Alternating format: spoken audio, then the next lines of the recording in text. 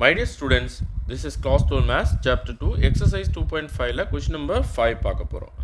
என்ன கொடுத்துருக்காங்க பாருங்க, mod zக்கு வேல்யூ கொடுத்துருக்காங்க. என்ன ஷோ பண்ண சொல்கிறாங்க, 2 is less than or equal to mod z square minus 3 and less than or equal to 4. இதுதான் ஷோ பண்ண சொல்கிறாங்க. show that.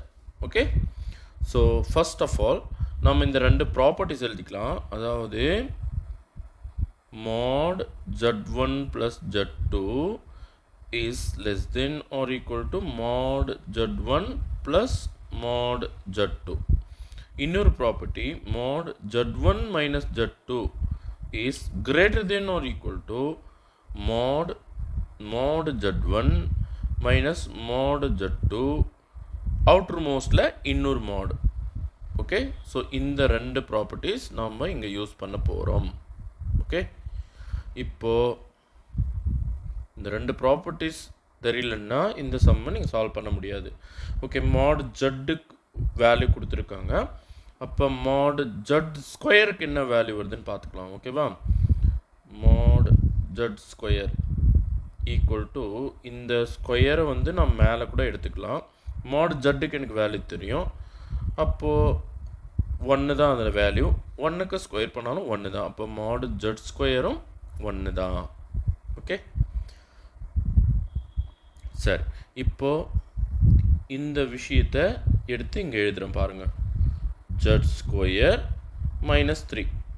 ஓகேவா, இப்போது ரெண்டு சைடில் மாடு இருக்கு இல்லையா. இப்போது இதையே நான் இப்படி எழுதலாம் பாருங்கள். மாட் ஜட் ஸ்கொயர் நடுவில் ப்ளஸ் போட்டுண்டு ப்ராக்கெட்டுக்குள்ளே -3 எழுதலாம் இல்லையா.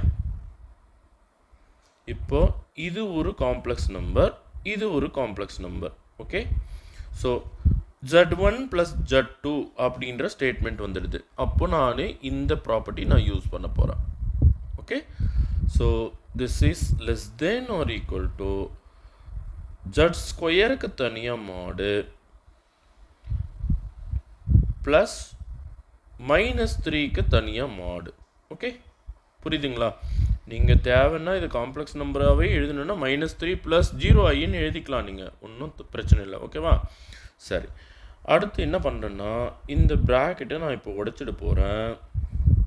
கொஷினை அப்படியே எழுத போகிறேன். கொஷினில் இருக்கிற இந்த விஷயத்தை நான் அப்படியே எழுத போகிறேன். என்னோடய வேலை முடிஞ்சிடுது. என்ன ப்ளஸ் போட்டு நான் ப்ராப்பர்ட்டி யூஸ் பண்ணிவிட்டேன், அவ்வளோதான், என்னோடய வேலை முடிஞ்சுது. ஸோ நான் அப்படியே ஓப்பனாக எழுதிடுறேன். இப்போது மாட் ஜட் ஸ்கொயருக்கு நான் கண்டுபிடிச்ச வேல்யூ என்ன, 1 தான். அப்போ ஒரு 1 பாருங்கள் இங்கே கண்டுபிடிச்சி வச்சுருக்கேன் தனியாக. அப்புறம் ப்ளஸ் இதுக்கு மாட் எடுத்தால் -3க்கு மாட் எடுத்தால் +3 வந்துடும்.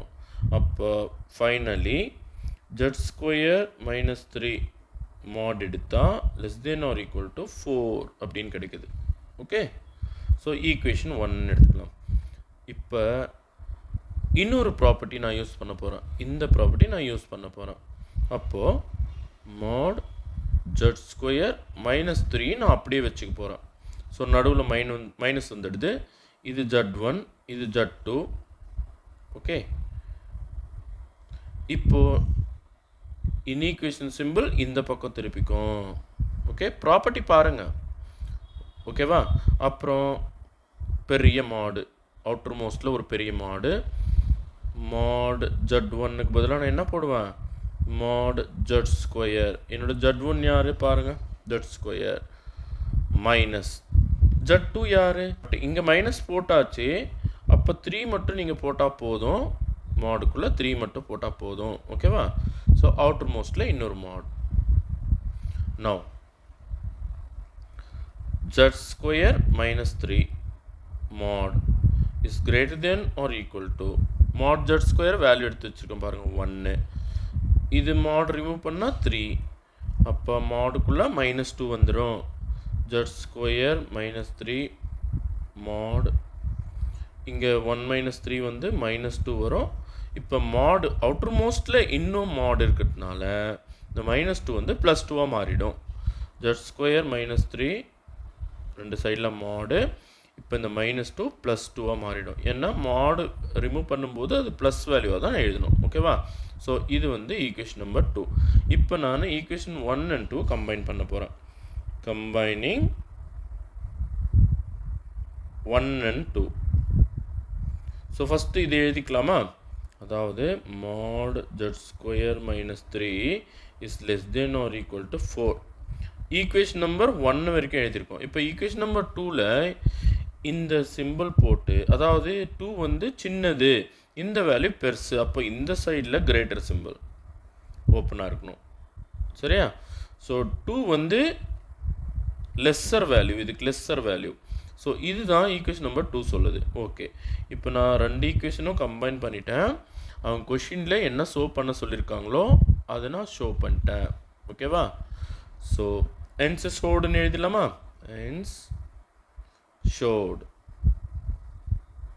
ஓகேவா? Thank you students.